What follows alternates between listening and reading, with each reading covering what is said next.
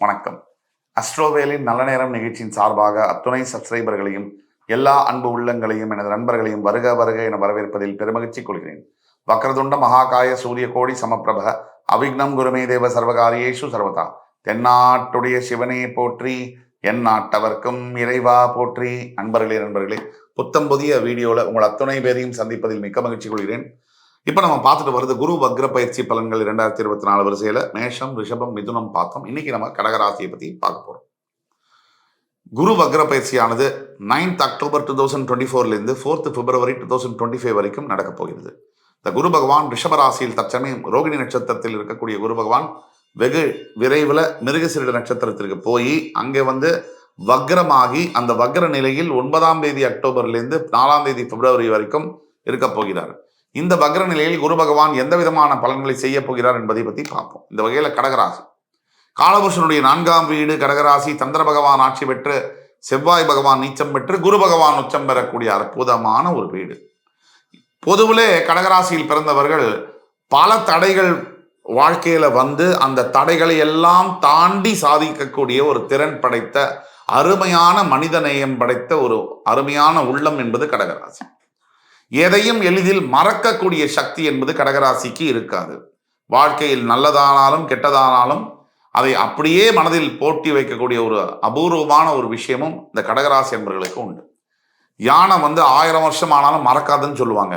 சில விஷயங்களை, சில சம்பவங்களை, நல்லதையும் சரி கெட்டதையும் சரி, அந்த மாதிரி கடகராசி என்பவர்களால. அதே மாதிரி இருக்கிற இடத்திலிருந்து இடம்பெயர்ந்து கொண்டே இருக்கக்கூடிய தன்மை உடையது கடகராசி என்பவர்கள். அதிகமான சிந்திக்கக்கூடிய தன்மை, அதிகமாக சிந்தனை செய்யக்கூடிய ஆற்றல், கிரியேட்டிவிட்டி இருக்கக்கூடிய கலைஞர்களாக இருக்கக்கூடியது கடகராசி என்பவர்கள், தலைவர்களாக இருக்கக்கூடியவர்கள். இந்த கடகராசி என்பவர்களுக்கு இது நாள் வரைக்கும் உங்களுடைய 10ஆம் வீடு என்று சொல்லக்கூடிய மேஷராசியிலிருந்து வந்த குரு பகவான் மே 1ஆம் தேதி பெயர்ந்து ரிஷபராசிக்கு வந்து விட்டார். இப்போ அவர் ரிஷபராசியிலேயே ரோகிணியிலிருந்து மிருகசீரிட நட்சத்திரத்திற்கு போய் அங்கே வக்ரம் பெறப்புகிறார். குரு பகவானை பொறுத்த வரைக்கும் 2 விஷயம். ஒன்று அவர் இருக்கிற இடம், 2 அவருடைய பார்க்கின்ற பார்வை. குருக்கு 5, 7, 9 பார்வைகள் உண்டு. உங்களுக்கு 11ஆம் இடத்துல லாபஸ்தானத்துல இருக்கக்கூடிய குரு பகவான். இப்போ குரு பகவான் இருக்கக்கூடியது ரிஷபம். அவர் ரிஷபத்துல லாபஸ்தானத்துல குரு இருக்கிறது என்னமோ நல்லதுன்னா கூட, ஆனா ரிஷபம்ங்கிறதுனால உங்களுடைய வருமானத்துல மே 1ஆம் தேதிக்கு பிறகு ஏற்ற இறக்கங்களை கொண்டு வந்திருப்பார் குரு பகவான். இது ரொம்ப முக்கியம். மூத்த சகோதரர்களை கூட குறிக்கக்கூடிய 11ஆம் ஸ்தலத்துல மூத்த சகோதரர் அண்ணா அக்கா மூலியமாக தொந்தரவுகளை இல்லை அந்த உறவுகளில் சற்று தேய்மானத்தை கொடுத்திருக்கக்கூடிய வாய்ப்பு என்பது அதிகமாக கடகராசி என்பவர்களுக்கு மே 1ற்கு பிறகு உண்டு.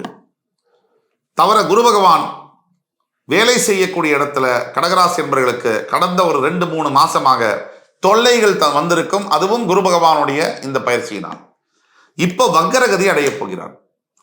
குரு பகவான் முழு சுபர், உங்கள் ராசியில் உச்சம் பெறக்கூடியவர். இதெல்லாம் ஒரு பக்கம் தூக்கி வச்சுட்டா கூட, அவர் ஒரு கிரகம் உங்களுக்கு நல்லது செய்யணும்னா அந்த கிரகம் நல்ல நிலைமையில் இருக்க வேண்டும். இது ரொம்ப முக்கியமான ஒரு பாயிண்ட்.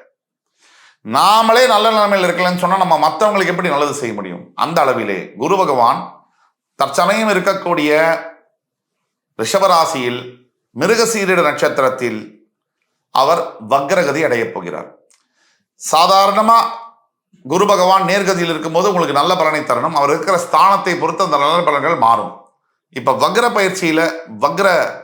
பயிற்சியில என்ன நடக்கும் சொன்னா, சில நல்ல பலன்கள், சில கெடுதலான பலன்கள், தன்னுடைய ஸ்தானத்திற்கான நல்ல பலன்கள், ஸ்தானத்தில் வக்ரம் அடையக்கூடிய அந்த தன்மைக்கான, அதாவது 11ஆம் இடம் என்பது உங்களுக்கு ஏற்ற இடம்தான். அந்த 11ஆம் இடத்துல குரு இருக்கிறது, சஞ்சரிக்கிறது யோகம்தான். ஆனா அந்த 11ஆம் இடம் குரு பகவானுக்கு ஆகாத இடமாக இருக்கு. அதுதான் பிரச்சனை. அந்த வகையில இப்ப வக்ரம் அடையும் போது நல்லதையும், நேர்கதியில் இருந்தால் தரக்கூடிய நல்ல பலன்கள் மாறுதலான பலன்களாக மாறுவும் இந்த வக்ர பயிற்சியில் நடக்கும்.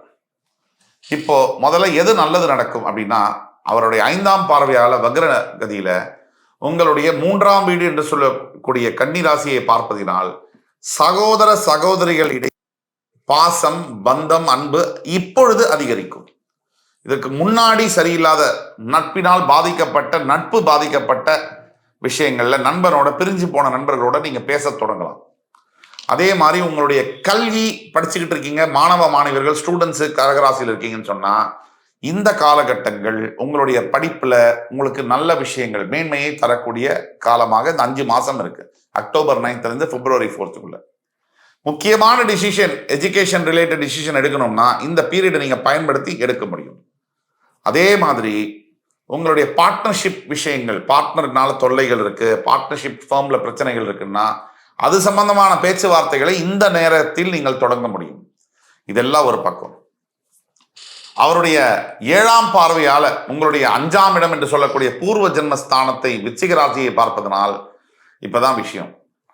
புத்திர பாக்கியம் இல்லாமல் பல வருஷமாக இருக்கக்கூடிய கடகராசி என்பவர்களுக்கு புத்திர பாக்கியம் என்பது கிடைக்க வாய்ப்பு இந்த அக்டோபர் 9th பிப்ரவரி 4th 2025 வரைக்கும் இருக்கு. 9th of October 2024 புத்திர பாக்கியத்துக்கு மேல ஒரு பாக்கியம் என்பது இருக்கவே முடியாது. ஸோ அந்த பாக்கியத்தை தரப்போகிறார்.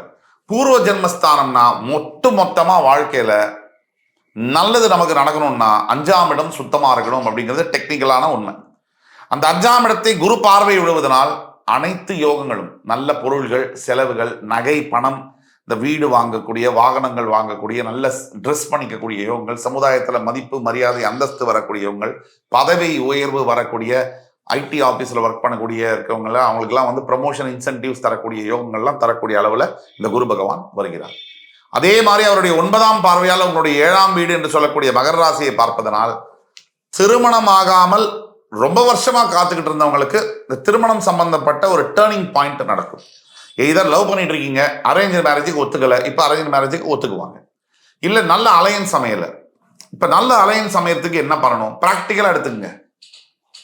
ஒரு ஆண் இருக்காரு, அவருக்கு நல்ல அலையன்ஸ் அமையணும்னா என்ன பண்ணணும்? அவர் பார்க்கறதுக்கு முதல்ல நல்லா இருக்கணும், நல்லா படிச்சிருக்கணும், நல்ல வேலையில நல்லா சம்பாதிக்கணும், நல்ல ஃபேமிலி பேக்ரவுண்ட் இருக்கணும். இது எல்லாமே இருக்கு. நான் காமிக்கிறேன், கடகராசியில ஒரு 10,000 பேர் இந்த மாதிரி இருக்காங்க. ஆனா ஒரு பொண்ணு அவருக்கு அமையல. இதுக்கு என்ன காரணம்? யாராலையும் காரணம் சொல்லவே முடியாது. நம்மளுடைய அறிவுக்கு அப்பாற்பட்ட காரணங்கள். ஏன்னா அவருக்கு குரு பலம் வரவில்லை, கல்யாணத்துக்கு உண்டான நேரம் அமையவில்லை. இதுதான் காரணம். அப்படிப்பட்ட நேரம் தான் இந்த அக்டோபர் 9th பிப்ரவரி 4th கடகராசியில் இருக்கக்கூடிய ஆண்களாக இருந்தாலும், இப்ப பெண்ணாக இருக்காங்க, மிக அழகாக இருக்காங்க, நல்ல படிச்சிருக்காங்க, நல்ல ஒரு வேலையில் இருக்காங்க, நல்ல இன்டெலிஜென்ட் பொண்ணு, நல்ல ஃபேமிலி பேக்ரவுண்டும் இருக்கு. ஏன் இந்த பெண்ணுக்கு சரியான மாப்பிள்ளை அமையவில்லை? இதுக்கு ஒரே காரணம் பிளானட்டுடைய இம்பாக்ட் தான். குரு பலம் வரவில்லை. இந்த குரு பார்வை உங்களுடைய 7ஆம் இடத்தில் வரும் பொழுது 9th of October 4th February மாப்பிள்ளை யாருன்னு காமிச்சு கொடுத்துரும். கல்யாணத்தையும் பிக்ஸ் பண்ணியே கொடுத்துருவாரு குரு பகவான். இந்த மாதிரியான அமைப்புகள்லாம் இருக்கு. அடுத்தது பிரச்சனைகளுக்கான தீர்வு என்னன்னு பார்ப்போம். எல்லா ராசிக்கும் சொல்ற மாதிரி முதல்ல நீங்க பண்ணக்கூடியது குரு பகவானுடைய காயத்ரி மந்திரம். அது 21 முறையிலிருந்து 101 முறை வரை டெய்லி சொல்லணும். ஒவ்வொரு வியாழக்கிழமையும் வயதான முதியவர்களுக்கு உணவளிப்பது, உடை அளிப்பது 2வது தீர்வு. 3வது தீர்வு, அனாதைகளாக இருக்கக்கூடிய பெண் குழந்தைகளை தத்தெடுத்து அவர்களுக்கு உண்டான கல்வி செலவு மாசம் 1,500 2,000 உங்களால் எவ்வளவு முடியுமோ. சில கோடீஸ்வரர்கள் கூட நமக்கு தெரியும், சார் நான் இன்னைக்கு 1000 ரூபாய்க்கு தர்மம் பண்ணிட்டேன்னு. அது புண்ணியம் இல்லை, பாவம். உங்களுக்கு முடிந்த அளவிற்கு நீங்கள் செய்ய வேண்டும், அதுதான் உண்மையான புண்ணியம். ஆக தர்மம் தலை காக்கும் என்ற சொல்லிருக்கிறங்க. இப்ப நாம கொடுத்த தீர்வுகள், பரிகாரங்கள்லாம் நீங்க செய்யும் பொழுது உங்களுடைய வாழ்க்கையில் சத்தியமாக வெற்றி வந்தே தீரும் என்று சொல்லி மறுபடி உங்கள் எல்லோரையும் சந்திக்கும் வரை என் அன்பிற்குரிய கடகராசி நேயர்களே, உங்கள் அத்தனை பேரிடமிருந்து விடைபெறுவது உங்கள் சுபாஷ் பாலகிருஷ்ணன். நன்றி, வணக்கம், வாழ்க வளமுடன்.